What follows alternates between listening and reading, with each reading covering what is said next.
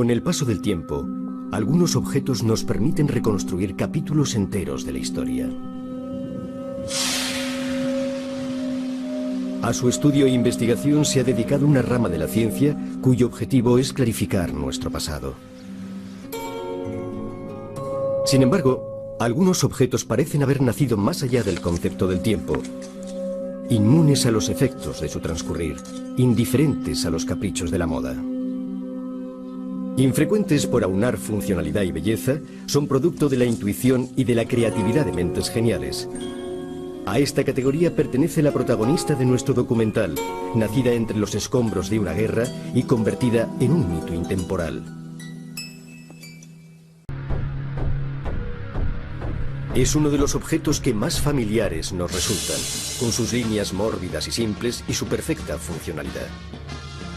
Y sin embargo es fruto de una revolución tecnológica que literalmente cambió algunos de los fundamentos del transporte a dos ruedas a mediados del pasado siglo.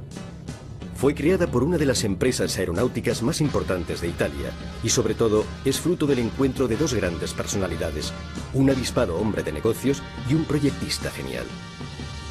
Concebida simplemente como una moto más de la Italia de posguerra, su devenir fue mucho más glorioso. La Vespa es el scooter más vendido en el mundo. Su historia es la de una leyenda italiana de renombre mundial y corre paralela a la de su país natal en los últimos 50 años.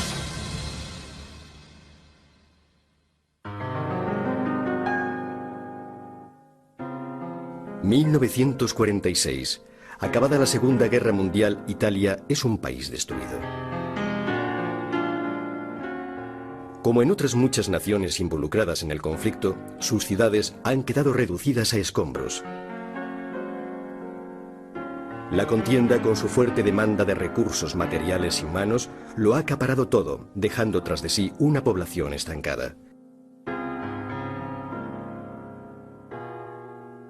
Faltan los bienes de primera necesidad. Escasea el trabajo, por todas partes hay carestía y desolación. La economía está en manos del mercado negro.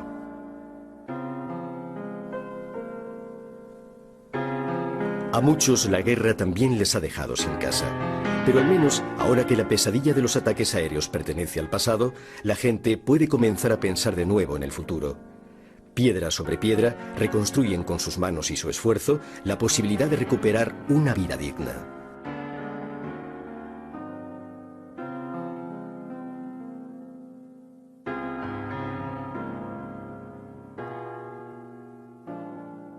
En las capitales de toda Europa se trabaja intensamente en el restablecimiento de las vías de comunicación, se inauguran nuevos aeropuertos y se relanza la aviación civil.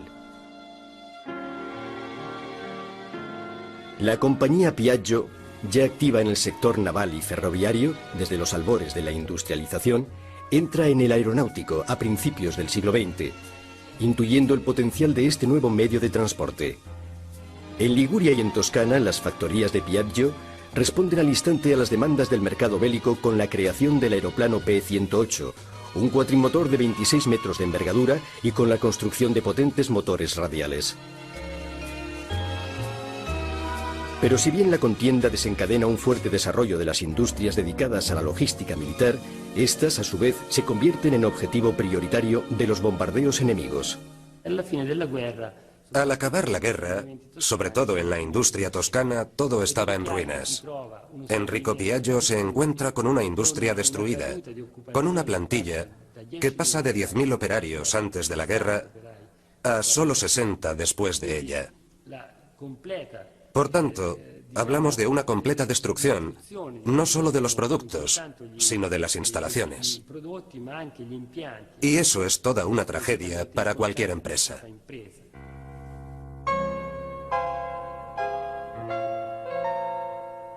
Al terminar la contienda, la mitad de las carreteras y puentes de Italia quedaron inservibles. El problema del transporte se convierte entonces en uno de los más urgentes a la hora de relanzar la economía, no solo a escala nacional, sino también a nivel local. Se reestablecen las líneas de tranvía y los servicios públicos urbanos para que la gente pueda retomar sus trabajos. El sector industrial sufre una escasez total de materias primas. Por eso se recurre a la chatarra que la guerra ha dejado, por ejemplo, en los extensos cementerios de aviones militares, cuyas piezas son incluso desguazadas a hachazos. Se funden partes de la carlinga y de las alas en hornos diseñados a tal fin, para obtener así aluminio y otros metales necesarios para la reconstrucción del país.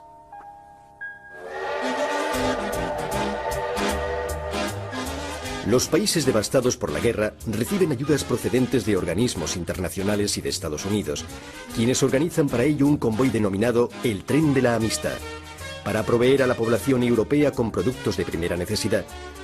Se desarrolla una campaña de solidaridad a lo largo y ancho de Estados Unidos con el fin de socorrer a las gentes del otro lado del océano. Con ello, Italia parece ponerse en marcha, pedaleando en bicicleta o, para los más afortunados, sobre una moto. Sin embargo, la mayoría sufre la falta de vehículos a precios accesibles y las carencias de un sistema público de transportes que en esos momentos resulta del todo insuficiente. En este contexto social, Enrico Piaggio va madurando la idea de lanzar un producto totalmente innovador.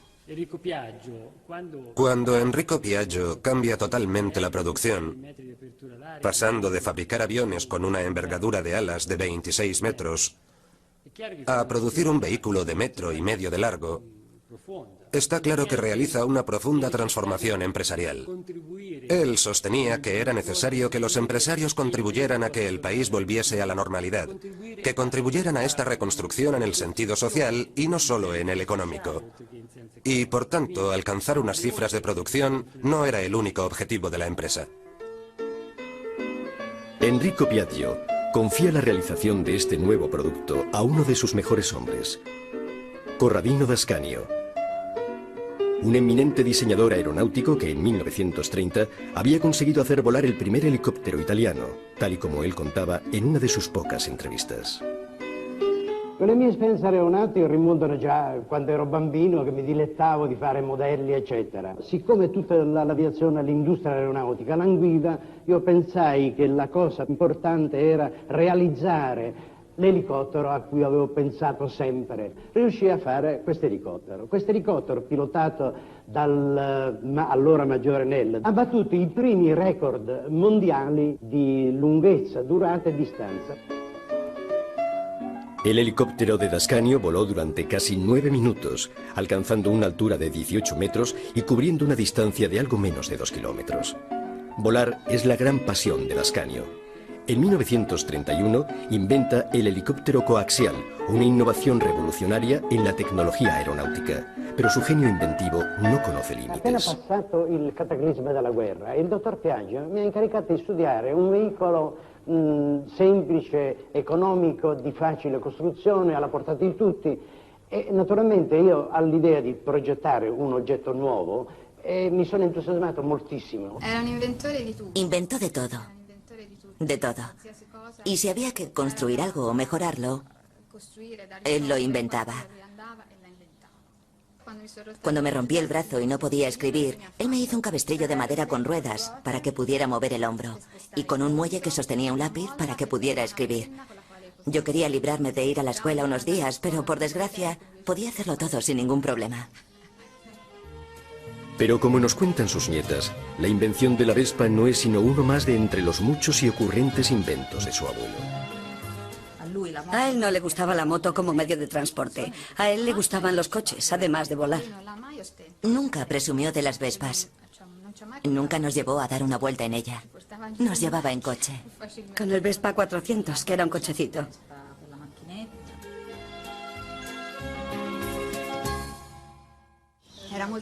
Era un hombre muy animado.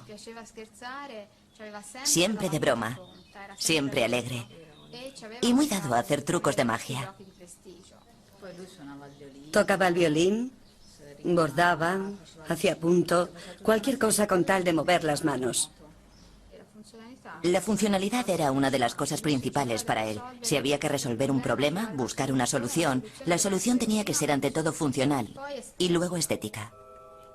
Y de hecho, como él mismo contaba, el proyecto de la Vespa nació de la idea de hacer que una persona estuviera sentada más cómodamente en una moto.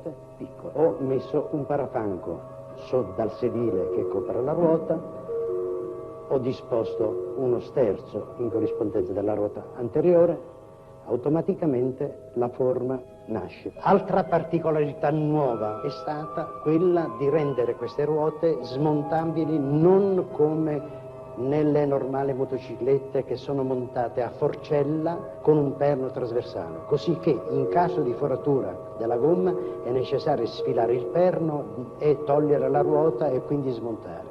Mentre qui si è realizzato un sistema analogo a quello che è usato ampiamente sui carrelli degli aeroplani, in cui la ruota è messa a sbalzo, così che può essere agevolmente smontata analogamente a quello che si fa sull'automobile. La Vespa de Dascanio estuvo precedida en realidad por un curioso prototipo diseñado por el ingeniero Spolti, también empleado de la empresa Piaggio durante los últimos meses de la guerra.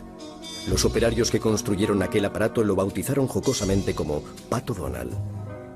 Enrico Piaggio queda impresionado ante la idea de aquella pequeña moto carenada, pero no le gusta el acabado y le pide al ingeniero Dascanio el desarrollo del proyecto. En poco tiempo, Corradino Dascanio diseña un vehículo de formas sencillas y redondeadas con unas características técnicas algo revolucionarias, no solo con respecto al modelo Pato Donald, sino también con respecto a todas las motos que se habían fabricado hasta entonces.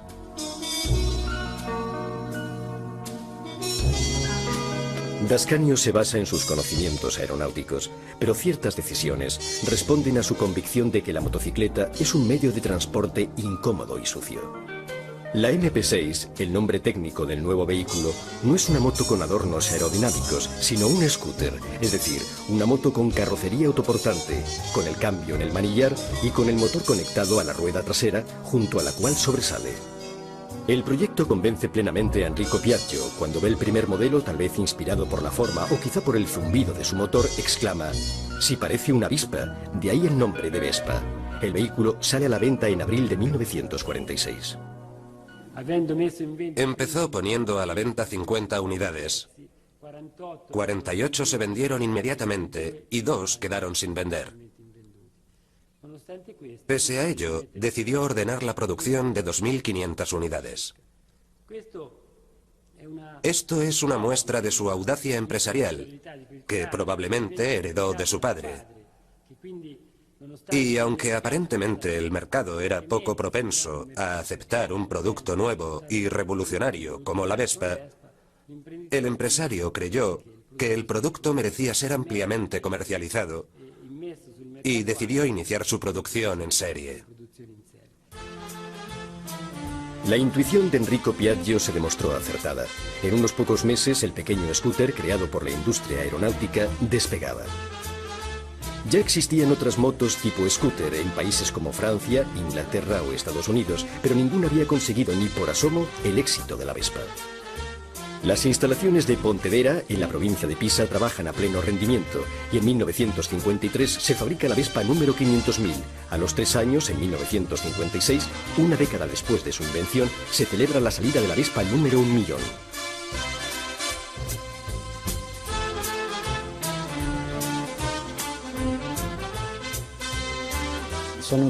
Quizá estas cifras no resulten hoy tan impresionantes, pero entonces eran realmente unas cifras monstruosas. Y eran cifras logradas en Europa por un empresario que tenía una visión mundial del asunto. A principios de la década de los 50, Piaggio inicia la creación de franquicias para distribuir su producto de forma más extensa, llegando a otros países. Recuerdo que en el 61, cuando empecé a trabajar para Piaggio, la empresa ya tenía 6 divisiones en el extranjero y Europa había sido invadida por este producto inmediatamente. Había plantas de producción en España, Francia, Bélgica, Inglaterra, Alemania y luego fuera de Europa, en Brasil. Y al año siguiente en la India, con un éxito sin fronteras, se podría decir. Tal y como Piaggio deseaba, la Vespa se convirtió en un vehículo al alcance de todos. Se usa para ir al trabajo y gracias a su carrocería que protege las piernas y esconde el motor, quien la conduce no se mancha ni siquiera transitando por caminos de tierra. La pueden llevar incluso las mujeres en una época en la que están adquiriendo un papel cada vez más activo en la sociedad. Pero también representa una nueva forma de evasión, en un mundo que finalmente ha dejado atrás la guerra. Con la Vespa es posible viajar los domingos a lugares de asueto y así desconectar de toda una semana de trabajo.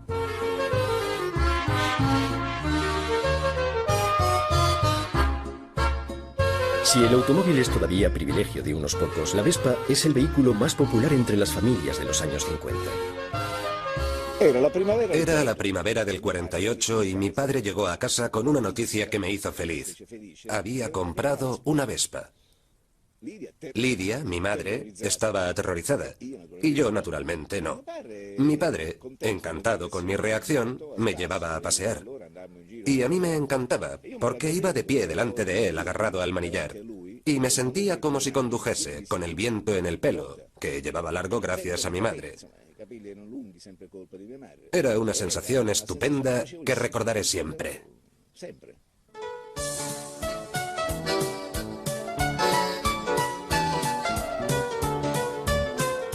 Ya desde los primeros años, el producto se adapta para responder a las diversas demandas del mercado y para combatir la fuerte competencia de la Lambretta, un scooter fabricado por la empresa Innocenti, situada a orillas del río Lambro. Y lo más importante es que se ofrece la posibilidad de financiar su compra a plazos. Ello es una absoluta novedad, que convierte a este medio de transporte en algo asequible para aquellos cuyos ingresos dependen de pequeños negocios. Recuerdo ver pasar a los hombres en Vespas con un remolque detrás. Vendían cosas que ya no existen, que pertenecían a una Italia remota, rural, casi pasoliniana. Por ejemplo, en esta región las ranas eran un manjar. Recuerdo a un hombre que las vendía. Pasaba vendiendo ranas y las llevaba en un remolque sujeto a su Vespa. La motocicleta de Piaggio se convierte rápidamente en un símbolo de libertad y entra en la vida de las personas sin distinción de clase o edad. Es también la protagonista de los cómics de Giacobetti, el famoso y entonces jovencísimo dibujante italiano. Pero su fama como producto del diseño italiano, reconocida y consolidada en la actualidad, proviene sobre todo del cine.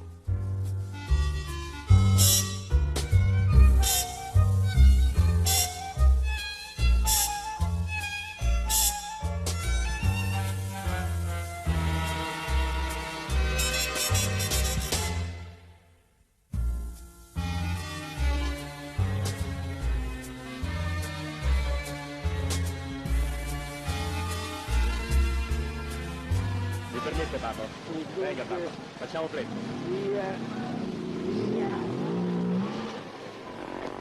Se vuoi farti un bagno c'è sempre la tinozza, no? Papo, vieni, va, oddio, c'ho pensato il Papo. Una contribución importantísima la hizo el cine, o mejor digamos las películas que difundieron la imagen de la Vespa. En parte se debió a la política publicitaria de Piaggio, que contrató para esa labor a una agencia afincada en Roma, y por otra parte fue por los propios directores, especialmente los americanos, que la veían como el vehículo típicamente italiano. Vacaciones en Roma es un ejemplo típico, donde Luciano M. realizó toda la parte italiana utilizando la Vespa, y es realmente como si toda la película fuese un enorme anuncio de la Vespa.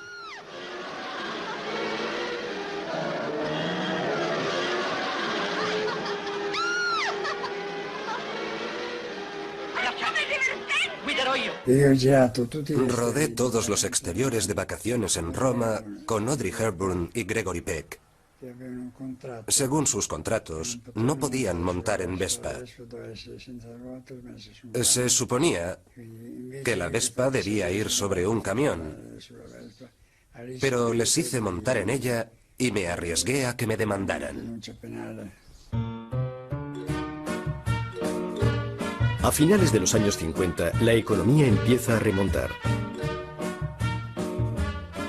La posibilidad de comprar a plazos aporta a los hogares los elementos del nuevo bienestar. Son años de prosperidad, de conquista de nuevos derechos, de mejoras en el mundo laboral, lo cual da lugar a los primeros enfrentamientos enconados dentro de las fábricas. La década siguiente se iniciará con un punto de inflexión en las ventas de la Vespa, pues acaban de llegar al mercado unos insospechados competidores, los primeros utilitarios a 4 ruedas. Con la llegada del utilitario, prácticamente toda la clientela potencial de la Vespa pasó a ser la del auto. La Vespa seguía siendo importante para aquellos que no podían permitirse un coche, pero sus días estaban contados. Piaggio tomó la valerosa decisión de dirigirse a los jóvenes.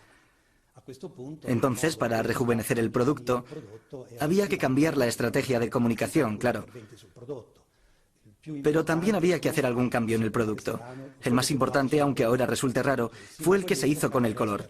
Hasta entonces las Vespas habían sido grises, gris verdoso, gris claro, gris más oscuro. Se había experimentado con todos los tonos posibles de gris. Piaggio tuvo el valor de empezar a hacerlas rojas, blancas, y obtuvo una respuesta inmediata por parte del público. El producto, de un modo efectivo, había cambiado de aspecto. Cambia el modo de presentar el producto, con la complicidad de la televisión que comienza a imponer su propio lenguaje. Se renuevan los modelos, incluso en las gamas más tradicionales y populares como la GS. Salen al mercado modelos más originales y atrevidos como la 90 Super Sprint, hoy una de las más codiciadas por los coleccionistas. En 1963 se fabrica la primera de 50 centímetros cúbicos, para la que no se exige carnet de conducir, sino tan solo haber cumplido los 14 años. Tiene un gran éxito entre los jóvenes. Vespa 50. Senza targa, senza patente.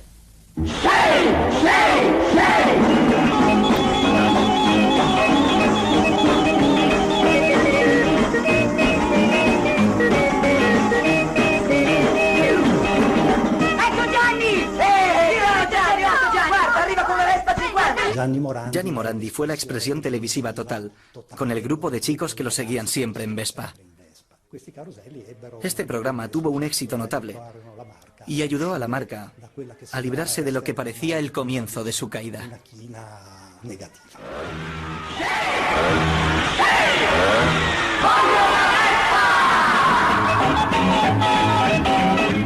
Con Vespa si può, perché si guida con gioia, è bella, è forte, è robusta, ci porta sicuri su tutte le strade. Sì, con Vespa si può. Piaggio cuida mucho la faceta publicitaria. La primera publicidad de Vespa en el 46 se hizo con una mujer. La mujer que conduce la Vespa es una mujer que trabaja. El 46 fue el primer año en que las mujeres votaron en Italia. Y, por tanto, era un mensaje, como diría, que anticipaba mucho aquella emancipación femenina y señalaba a los valores que estaban detrás de esos elementos de emancipación. Y, en efecto, entre las indicaciones que Piaggio le dio a D'Ascanio durante la fase de diseño, figuraba que debía ser también un vehículo apto para las mujeres. D'Ascanio, que no era un apasionado de las motos, no tuvo dificultad en satisfacer dicha demanda. De hecho, durante años, las campañas publicitarias estuvieron dirigidas indirectamente a las mujeres. El hombre compra la Vespa porque a las mujeres les gusta la Vespa. Pero la imagen de una mujer sobre una Vespa sigue siendo sobre todo un reclamo publicitario.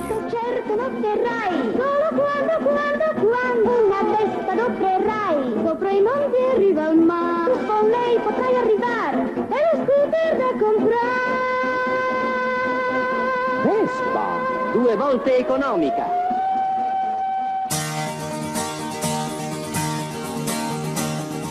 Entonces llega 1968 y todo cambia. Se persiguen nuevos valores, hay un rechazo acentuado del pasado. Es una revolución social instigada por la propia juventud. A la Vespa, que entonces ya llevaba en escena 20 años, podría avecinársele una crisis fatal. Fue un momento en el que al hacer la publicidad no era fácil identificar los filones a explotar para dar credibilidad al mensaje ante cualquier tipo de público. Y aquí debo decir que la agencia publicitaria de aquel momento, la líder, tuvo un gran golpe de imaginación, digámoslo así, con aquella campaña publicitaria "Quien Vespa come manzanas". Ci risiamo.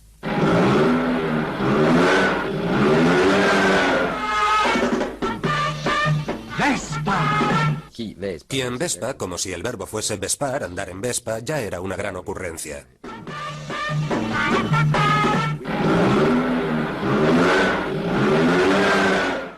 Y como se trataba de la imagen de una manzana mordida, en referencia al pecado original, a la tentación de Eva, sin obviedad, con esa pequeña alusión sexual se refería al sentimiento de independencia y al anticonformismo. Visualmente estaba basado en el neodadaísmo, que era un estilo dentro del movimiento hippie de los años 60. La combinación de todo ello fue algo que podría estar perfectamente dentro de una galería de arte hoy día, e incluso de hecho en la época.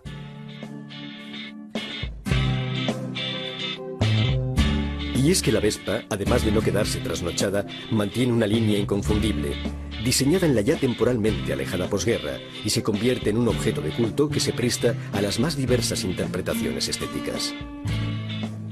Es la exaltación de un diseño tan moderno que ya había estimulado la creatividad de dibujantes y publicistas de finales de los 40 y que hoy sigue inspirando la expresión artística.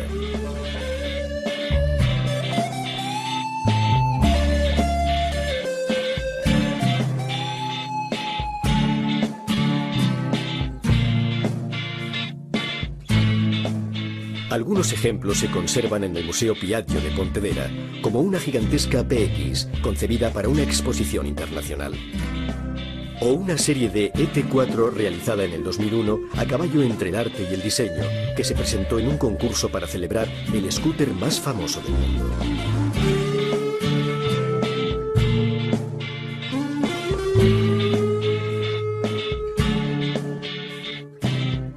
Uno de los artistas legendarios de la Vespa nos explica la particularidad de esta forma legendaria.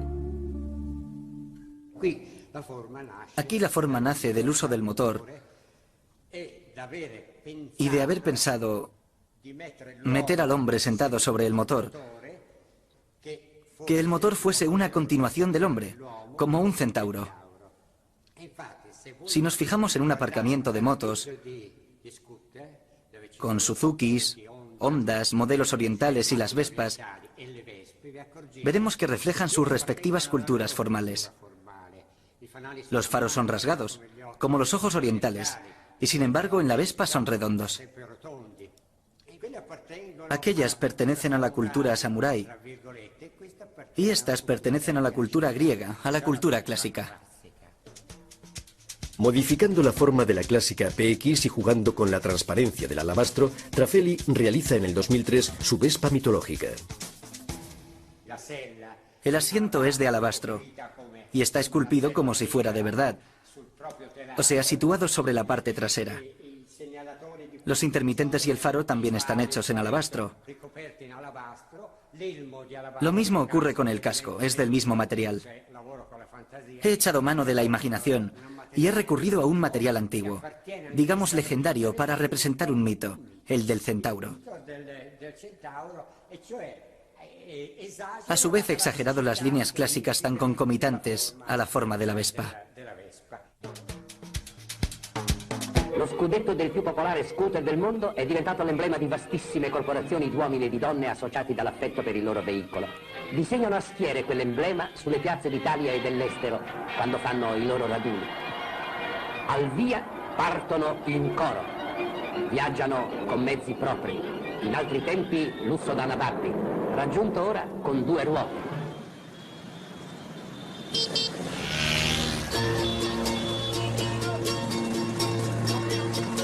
Una de las características que acompañaron a la Vespa desde el principio fue su poder de convocatoria.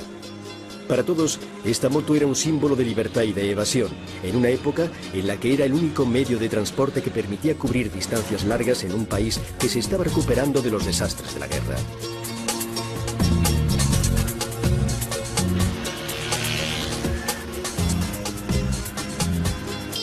En 1949 nace en Viareggio el primer club de Vespas de Italia.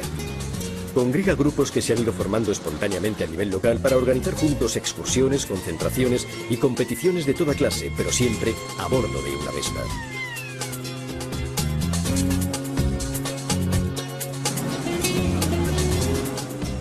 Con los años se ha mantenido intacta esta tendencia de los amantes de la Vespa a asociarse y compartir su pasión común, y continúa siendo un reclamo para sus aficionados, que vienen desde todos los rincones del planeta a sumarse a estos encuentros. Es el caso de Eurovespa, la concentración más famosa en Europa. Eurovespa comenzó en 1955 en San Remo.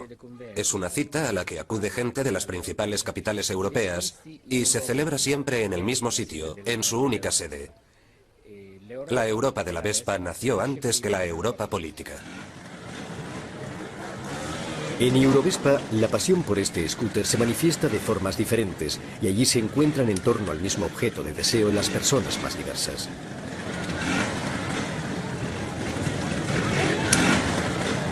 Para algunos la Vespa es algo sujeto a la modificación y al cambio, adaptándola a la propia manera de ser de uno. Así nos explican su pasión algunos de los muchos amantes anónimos de la Vespa. Esta es una Vespa PX 150 de 1981. Lo primero que hice fue modificarla para darle un toque más personalizado. Como las que se ven por ahí son todas muy parecidas, yo quise una hecha a mi gusto. Además, a la hora de realizar las acrobacias hace falta una Vespa distinta. Mi primera Vespa la tuve a los 14 años. Quedábamos los viernes en Florencia, en una callejuela, para ver quién lo hacía mejor, quién aguantaba más con una sola rueda.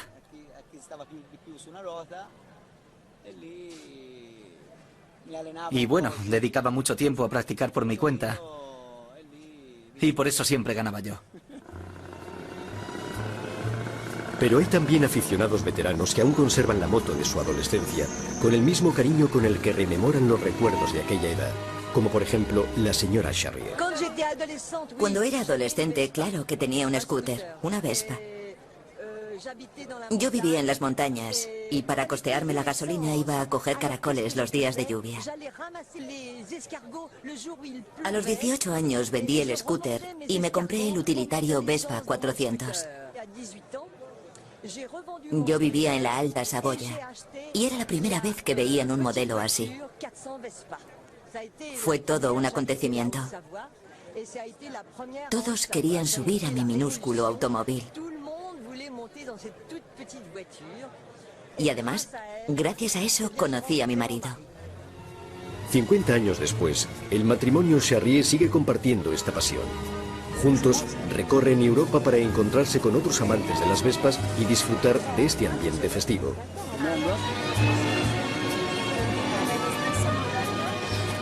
Eurovespa es también el punto de encuentro de los coleccionistas y de quienes buscan objetos originales, las últimas publicaciones o recambios difíciles de conseguir a la hora de arreglar una Vespa antigua.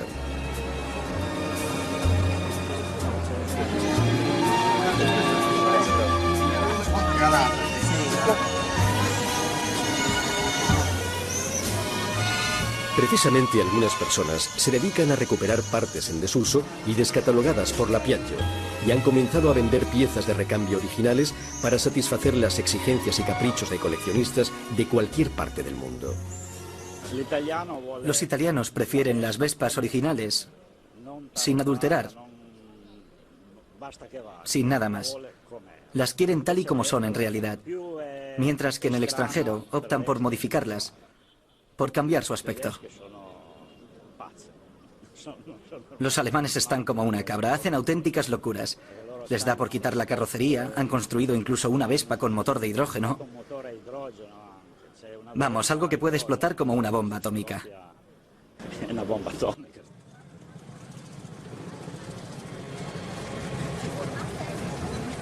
Los coleccionistas de Vespas son gente variopinta y algo fanática. Pero lo que más llama la atención en estas concentraciones es la extraordinaria variedad de modelos que se han ido produciendo en 60 años. Como nos explica su orgulloso propietario, existe incluso un rarísimo ejemplar de Vespa de guerra, dotado de un cañón de 75 milímetros.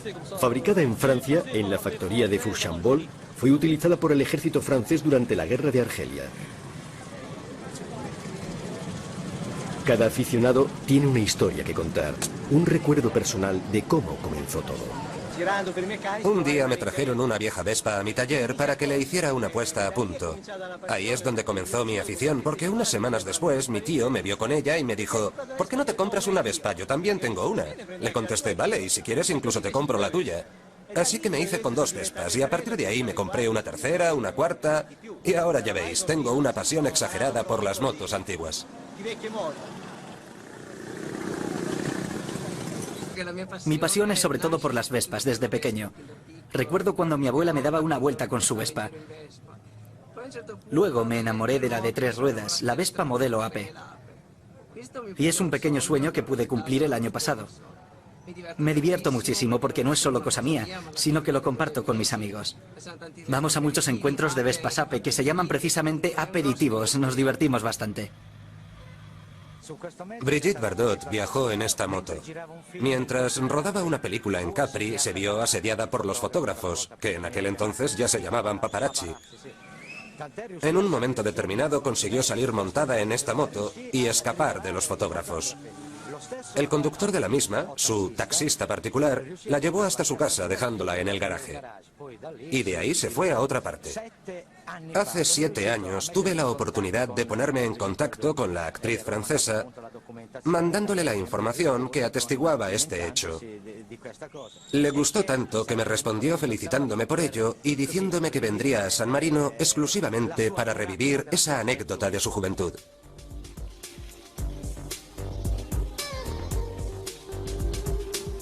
En 1980, cuando la moda del coleccionismo está apenas en sus inicios, se crea un registro para la conservación del patrimonio de información técnica, histórica y de tradiciones ligadas a la Vespa. Es uno de los primeros registros exclusivos para la marca de las 2 ruedas. En él se pueden inscribir los modelos fabricados por Piaggio entre 1946 y 1976, siempre bajo la aprobación de una comisión de homologación que certifique el nivel de calidad de su restauración. Un paso importante para conservar de manera más íntegra modelos que forman parte de la historia italiana. Cuando salió la Vespa Primavera, yo tenía 16 años. Era una moto completamente distinta. Se convirtió enseguida en una moda, en un símbolo de reconocimiento, de pertenencia, un estilo. No era tan pesada, tan culona como los modelos anteriores. Parecía más bien esbelta, una chica atractiva. Durante varios años organizamos en Turín carreras de Vespas Primavera. Tenían lugar en un viejo circuito de karts y aplicábamos las normas de las 24 horas de Le Mans, que para nosotros era francamente una prueba mítica. Los equipos los componían 2 personas. Se hacían paradas para la carga de gasolina y para el cambio de pilotos. No se permitían motores trucados. Era incluso peligroso, como alguno aún recordará.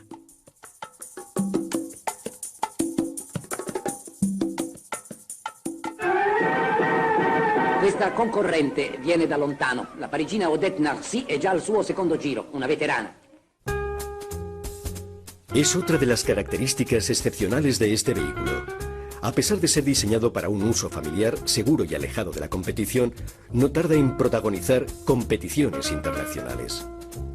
Sus primeros pilotos eran jóvenes entusiastas, deseosos únicamente de correr, como Giuseppe Cau, uno de los mayores protagonistas de aquella época de carreras.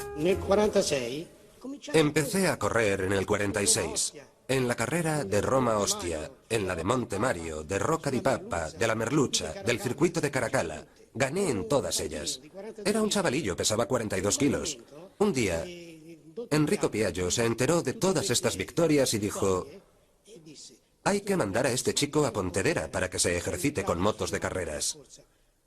Él me consideraba un buen piloto. Así que en 1948 me trasladé a aquella localidad.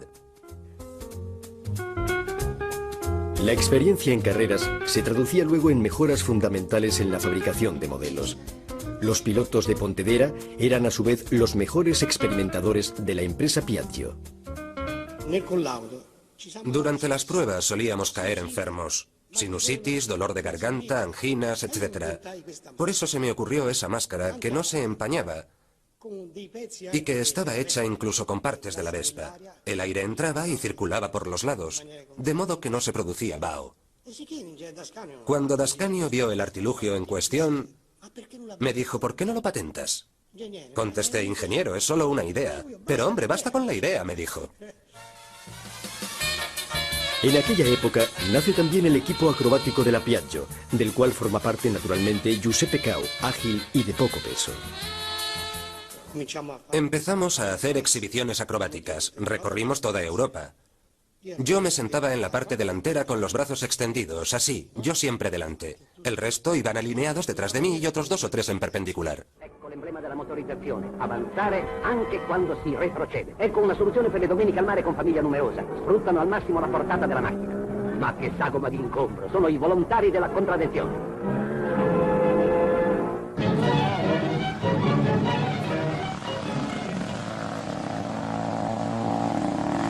Junto a Giuseppe Cao, hoy jubilado, vamos a vivir emociones intensas. Medio siglo después, en la pista de pruebas de la Piaggio, el expiloto va a volver a sentarse en una Vespa 125 Corsa, la misma con la que ganó en el circuito de Perugia y en el Gran Premio de Bolonia de 1950.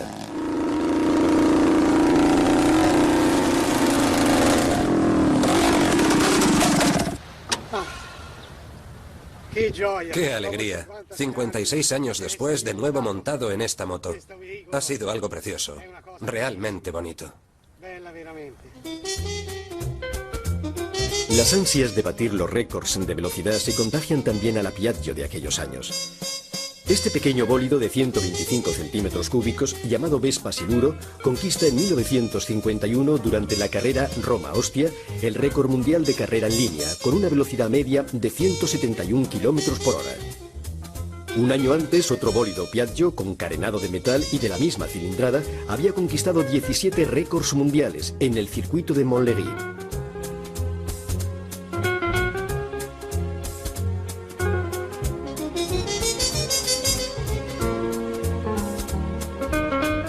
En suma, la Vespa, pese a su naturaleza doméstica, desencadena las ganas de correr y de competir.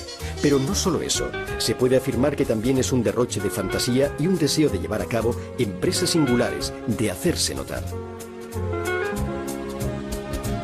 Ya desde los primeros años se prodigan diversos eventos multitudinarios, desfiles, gincanas, récords extravagantes. Un estudiante francés consigue atravesar el Canal de la Mancha desde Calais a Dover montado en una Vespa. En España se bate el récord de mayor carga, 19 personas y un perro.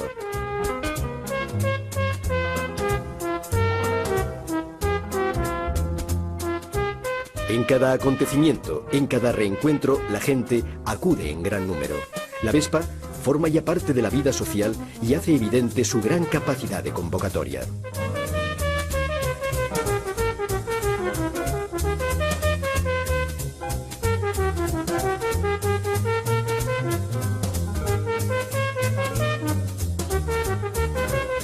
Pero están también los que prefieren su faceta más individual.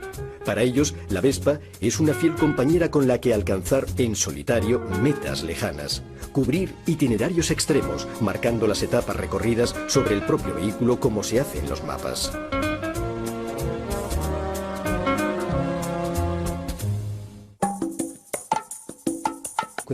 Este producto quizás deba su éxito a su forma, pero también al hecho de que desde el punto de vista tecnológico se le han ido haciendo mejoras constantemente. La Vespa parece ser siempre la misma, pero un modelo de 1946 no tiene nada que ver con uno fabricado en 1970. Recuerdo que hicimos un estudio con el departamento de proyectos para descubrir si quedaba alguna cosa en común, y efectivamente vimos que sí. Se trataba de la llave que bloqueaba la dirección a la altura del eje del motor. Un trozo de metal de unos pocos milímetros al que llamamos la semilla de la Vespa. Era para darle una continuidad a este producto, que ya la tenía a nivel de la forma, pero que en el plano técnico estaba en constante desarrollo.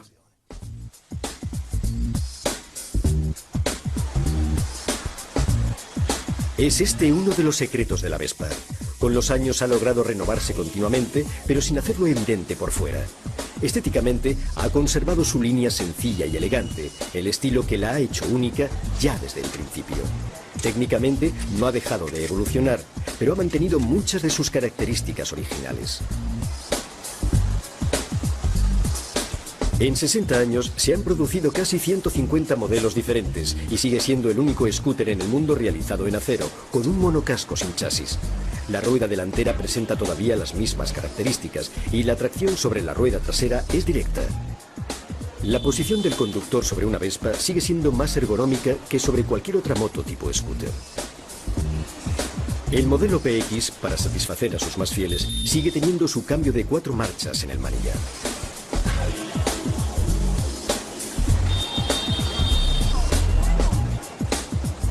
Hoy día Piaggio cotiza en bolsa y las ventas de los nuevos modelos están en las cotas más altas en la historia de la compañía.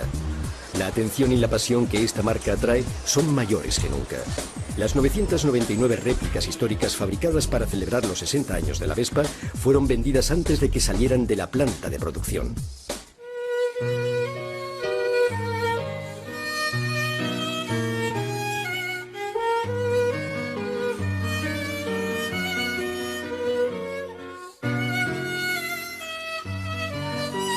Para conservar este extraordinario patrimonio se creó el Museo Piaggio, junto a la factoría de Pontedera.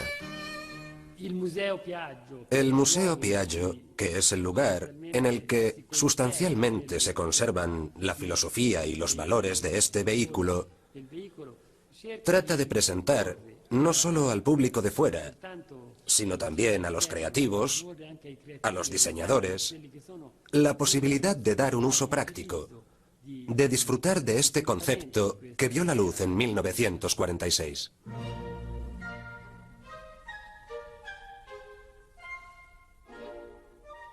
La clave del éxito de la Vespa radica en el ocurrente ingenio de quienes la diseñaron y en la capacidad emprendedora de los que la divulgaron por el mundo.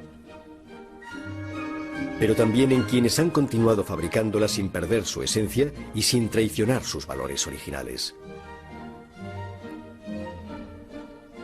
La historia de la Vespa es la historia de un mito que nació pensando en el futuro y que ha llegado a ser objeto de colección sin pasar nunca de moda, siendo un objeto de deseo en el presente.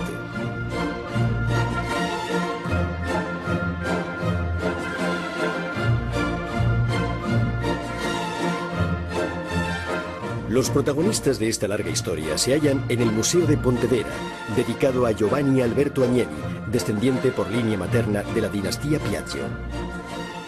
Él fue el primero en comprender la valía de este patrimonio y la importancia de su conservación.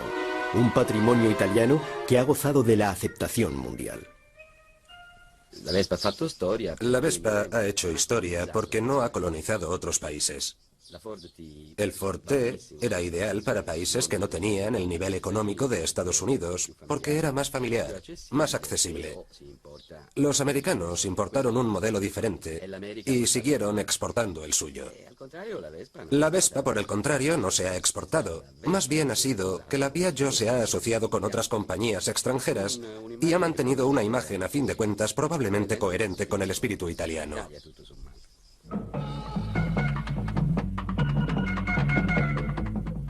Esta es una Vespa, segura, veloz, potente, divertida de manejar. En el llano se desliza suavemente, pero su nervio lo demuestra todo en su impulsivo arranque.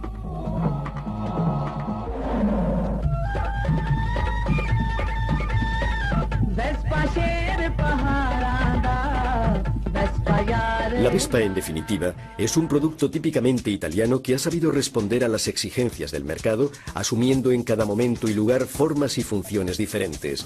Un vehículo que se ha dejado contaminar por otras culturas, pero permaneciendo siempre fiel a sí mismo y a su propio estilo. Nuestro breve paseo en Vespa a través del mundo concluye en India, con un testimonio acerca de la total versatilidad de este scooter italiano. Me encontraba en India, concretamente en el sur, en la región de Tamil Nadu. Llegamos a un paso a nivel con la barrera bajada. En ese momento llegó un hombre en un scooter y se situó al lado de nuestro vehículo. Llevaba una carga a un lado, una especie de bulto de gran tamaño, envuelto en una tela. Entonces le pregunté a mi chofer que qué podría ser aquello. Él, con toda naturalidad, me dijo que era un cadáver. Vaya, un cadáver, comenté. ¿Y por qué lo transporta de esa manera? Él me respondió, seguramente se dirige a Kenchipuram, la ciudad santa, para incinerarlo en una pira. En ese momento se estaban dando dos situaciones bien distintas. Yo era un occidental que estaba viajando por placer, por turismo, mientras que él era una persona que estaba llevando un cadáver para ser incinerado, posiblemente un familiar. Lo mismo era su padre, quién sabe. Y entonces me entró esa... ¿cómo decirlo? Esa necesidad de establecer un mínimo de contacto humano. Lo que le dije quizá fuera la cosa más banal, digamos estúpida, que uno podría decir en aquel contexto. Me dirigí a él en inglés diciéndole, yo soy italiano. Mi comentario obviamente no suscitó en él ningún tipo de reacción. Entonces en ese momento se abrieron las barreras y justo cuando estábamos echando a andar, él repentinamente hizo un gesto dando a entender que lo había comprendido. Señalaba su moto diciéndome, ¡Vespa, Vespa!